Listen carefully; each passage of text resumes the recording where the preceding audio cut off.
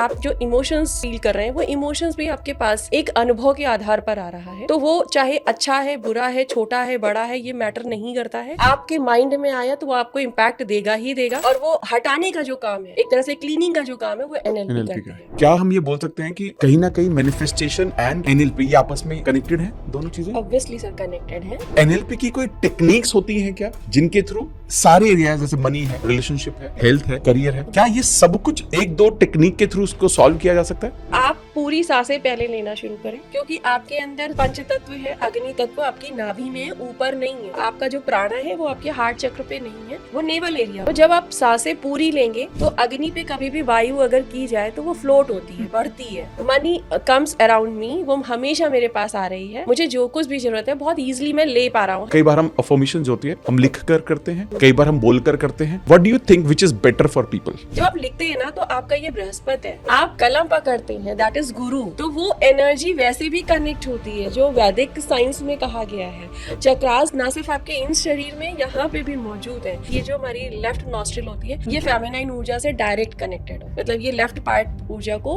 आपको ऊपर उठाता है। तो आपको सिंपली बंद करके 21 टाइम्स आप अंदर सांसें पूरी लीजिए और ऊपर है। तो आप प्राणा से कनेक्ट कर रहे हैं, तो प्राणा आपकी वाइब्रेंट करेगी फेमिनाइन एनर्जी। एक औरत के मैस्कुलाइन होने के पीछे का रीजन ये है कि आप किसी चीज को भी सप्रेस करोगे ना बहुत लंबे समय तक, तो एक समय वो बाहर निकल कर आएगी। उसे लगता है कि मैस्कुलाइन की तरह बिहेव करने से मैं आजादी पालूंगी। क्या मेडिटेशन के साथ एनएलपी को कंबाइन किया जा सकता है कि कोई इंसान अंडर स्ट्रेस एंड उसकी वजह से बहुत ओवरथिंकिंग बहुत ज्यादा है, मतलब बहुत ज्यादा ओवरथिंक करते हैं लोग, इस प्रॉब्लम से कैसे निकला जाए? आप एक पेन लीजिए, एक पेपर लीजिए और पूरी चीजें लिख दीजिए ब्लैक कलर से। और अब आपको गुस्सा बहुत है, लिखने के बाद भी आपके अंदर गुस्सा बहुत है, उसे पकड़िए एंड जस्ट बर्न इट। आपने जैसे जैसे वो जला, आपके अंदर एक असीम शांति का अनुभव आपको होना शुरू हो जाता है। इसे कैथारसिस कहते हैं। Multiple times they go through with breakup, marriages में भी होता है, डिवोर्सेस भी होते हैं। और मैं कई लोगों को जानता हूं जो एक बार नहीं मल्टीपल टाइम्स, दो तीन बार हो रहा है उनके साथ। पहले तो ये पैटर्न क्यों रिपीट हो रहे हैं? दूसरा, अगर हो रहा है, चलो कोई परेशान है, तो उसको हम एनएलपी के थ्रू कैसे सॉल्व कर सकते हैं? अगर आपकी बॉडी के अंदर कोई भी हेल्थ, जैसे कैंसर भी अगर आ रहा है, तो ये प्रूवन हो चुका है कि ये इमोशंस के ब्लॉकेज के कारण होता है। अगर आपके पास शुगर, बीपी या कोई भी बीमारी हो रही है, ये सब कुछ इमोशंस के कारण ही हो रहा है।